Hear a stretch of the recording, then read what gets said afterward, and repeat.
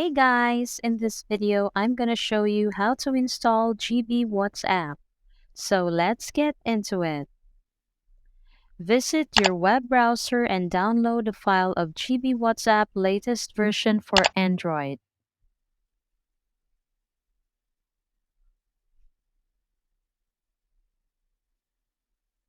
Once the download process is finalized, open the file and click Install.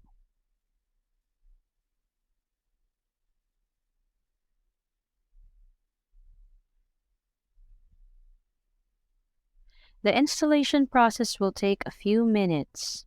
After that, launch the GB WhatsApp and input your mobile number to start chatting with your contacts.